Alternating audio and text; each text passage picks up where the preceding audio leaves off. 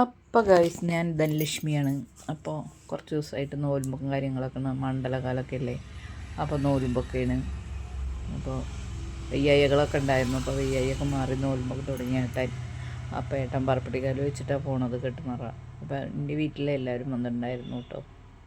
എൻ്റെ തറവാടിൻ്റെ അവിടെയുള്ള അമ്പലമാണിത് പറപ്പട്ടിക്കാവ്. അപ്പോൾ എല്ലാവരും എൻ്റെ വീട്ടിൽ നിന്ന് ചേച്ചിയും അനിയത്തിയും അനിയനും മമ്മിയും അച്ഛനൊക്കെ ഉണ്ടായിരുന്നു. അപ്പോൾ എല്ലാവരും ഉണ്ടായിരുന്നു കേട്ടോ. അപ്പോൾ അതിൻ്റെ ചെറിയ ഇതാണ് എൻ്റെ രണ്ടാമത്തെ അനിയത്തിൻ്റെ ഏറ്റവും ചെറിയ കുട്ടിയാണ്. ഏട്ടൻ നെയ്ത്താൻ മറ്റേ ചേച്ചിയുടെ മകള്. പിന്നെ ഒരു കന്നിസ്വാമി ഏട്ടൻ്റെ കൂടെ ഉണ്ടായിരുന്നു അപ്പൻ. അപ്പോൾ ഒരു ടൗളറാണ് അവരെല്ലാവരും കൂടെ പോയത്. ഇതാകുമ്പോൾ കഴിഞ്ഞ് മോള് നടപ്പുറത്തത് ഇതായിരുന്നു എൻ്റെ നിറച്ചു. ഇതാണ് ചെറിയ അനിയൻ. അപ്പോൾ ഇതൊക്കെയാണ് വിശേഷം. അതിൻ്റെ താഴെ ഒരു അനിയനാരും സപ്പോർട്ട് ചെയ്യണം. മലയ്ക്ക് പോകുമ്പോൾ നമുക്ക് എല്ലാവർക്കും ഒരു എനർജിയും ഇതൊക്കെയാണ്. ഗുരുവായൂർ ഏകാദശി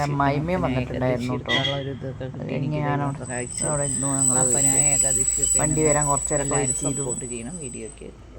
അത് കഴിഞ്ഞ് കെട്ടൊക്കെ കയറ്റി ദക്ഷിണ കൊടുക്കലും ഇതൊക്കെ ഉണ്ടായിരുന്നു.